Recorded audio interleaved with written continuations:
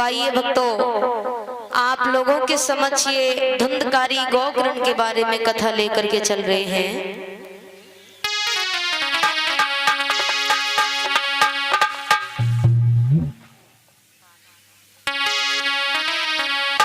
एक समय की बात है कि गंगा मैया के किनारे श्री सूत जी 88,000 ऋषियों के बीच में श्री सूत जी सनकादिक ऋषियों को समझाने लगे हैं कि हे ऋषियों, एक तुंगभद्रा नदी के किनारे पर एक अनुपम नाम का नगर बसा हुआ था, जिस नगर में एक आत्मदेव नाम का ब्राह्मण रहता था।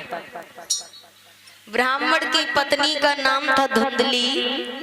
ब्राह्मण पर संतान न होने के कारण मन में बहुत दुखी थे।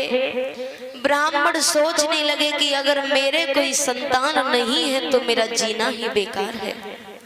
तो आज ब्राह्मण अपनी आत्महत्या करने के कारण घर से चल दिए और धुंधली को कोई चिंता नहीं थी। जिस समय ब्राह्मण घर से चलकर के एक जंगल में पहुंचे तो उनको प्यास लगने लगी।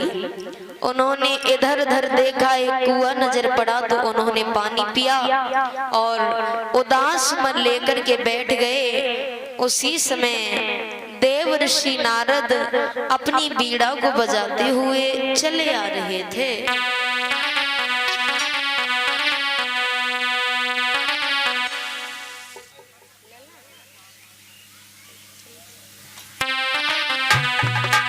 श्रीमन नारायण नारायण नारायण।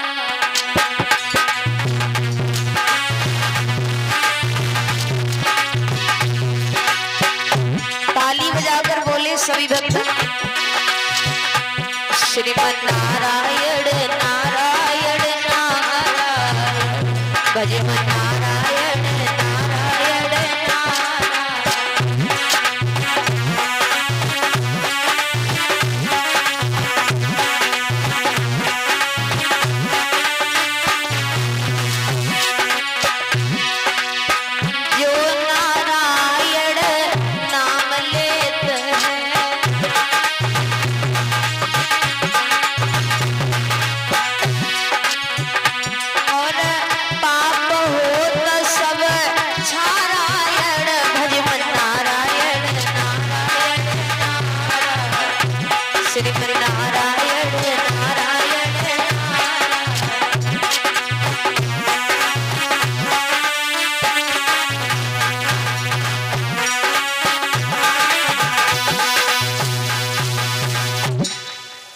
देवर्षि नारद बीड़ा को बजाते हुए उस ब्राह्मण के पास में पहुंचे और जाकर के पूछने लगे, हैं राजन, आप कहाँ के रहने वाले हो?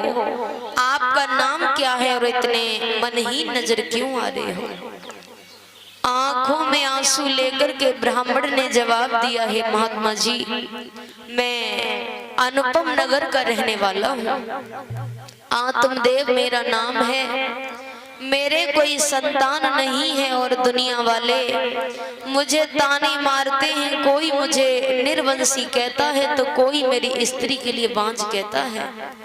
इसलिए मैं मरने आया हूँ। मेरे मर जाने के बाद मेरा नाम और निशान मिट जाएगा। तो नारद जी कहने लगे, राजन, अरे तुम ये क्या कर रहे हो? मरने की बात कर रहे हो? मरने की मत सोचो। तुम्हें एक फल देता हूँ, ये फल जाकर के तुम अपनी स्त्री को खिला देना, तुम्हारे घर में संतान अवश्य पैदा होगी। आज वो फल लेकर के ब्राह्मण वहां से वापस चल दिए। घर जिस समय पहुंचे, धुंधली ने ब्राह्मण को देखा तो धुंधली पूछने लगी, है पिया, आज तुम सुबह से कहाँ गए थे? इतनी बात सुनकर के वो ब्राह्मण रोने लगा और कहने लगा, हे रानी, आज अगर मेरे कोई संतान होती तो मैं मरने के लिए जंगल में नहीं जाता। धुंधली कहने लगी, अरे पिया, क्या पागल हो गए हो? संतान नहीं है तो क्या जीवन नहीं कटेगा? धुंधली बहुत चालाक थी। वो सोचती थी कि अगर मेरे उदर में संतान आ जाएगी तो ना मैं चल पाऊंगी और ना बैठ पाऊंगी। तो धुंधली नाना प्रकार से ब्राह्मण को समझाने लगी है, हे पिया, किस्मत में संतान नहीं है तो कहां से मिल जाएगी। अरे पिया, भगवान का भजन करिए। इतनी बात सुनकर के ब्राह्मण ने जवाब दिया, भद्रे, हम ये फल लेकर के आए हैं। धुंधली कहने लगी, पिया क्या कहा, फल? अरे फल से अगर संतान पैदा हो जाए तो पुरुषों का क्या होगा? किसने बहका दिया तुम्हें?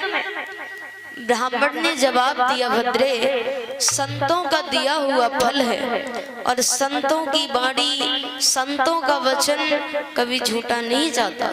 वैसे भी भगवान ने अपने लिए ये कहा है कि मोर बचन चाहे पड़े जय फीका।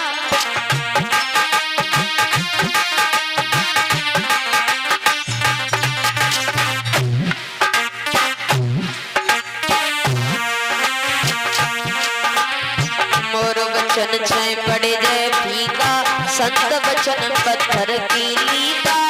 मोर बचन चाहे पड़े जय फीका, संत बचन पत्थर की लीका।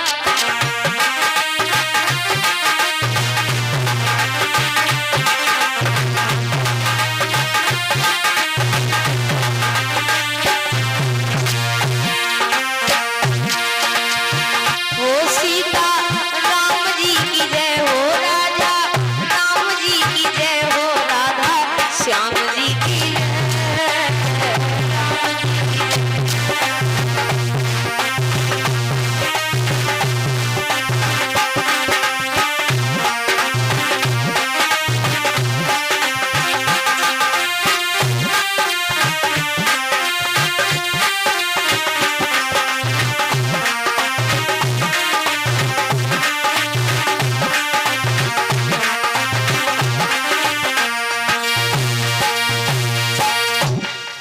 जवाब दिया है कि मेरा दिया हुआ वचन निष्फल हो सकता है, लेकिन संतों की वाणी, संतों का वचन कभी झूठा नहीं जाता।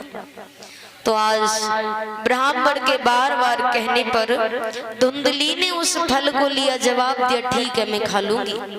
ब्राह्मण ने धुंधली को फल दिया, उसने फल के 2 टुकड़े किए। उसके पास में एक गाय थी, वह गर्भवती नहीं रहती थी।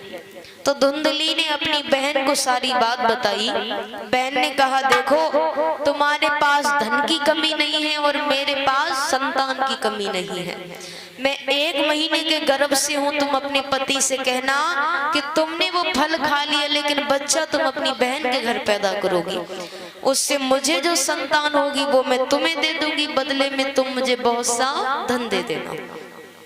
इधर धुंधली ने वो फल गौ माता की टोकरी में डाल दिया। गौ माता भी गर्भवती हो जाती है। धीरे धीरे समय गुजरता हुआ चला गया। 9 महीने व्यतीत होते हैं। 9 महीने के बाद दोनों के संतान पैदा होती है। तो धुंधली की बहन के गर्भ से जो बच्चा पैदा होता है, जिसे धुंधली अपने घर लेकर आती है, उसका नाम रखते हैं धुंधकारी।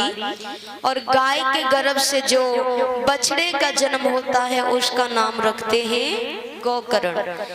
यानी कान गाय के और शरीर मनुष्य का, तो उनका नाम रखते हैं गोकर्ण।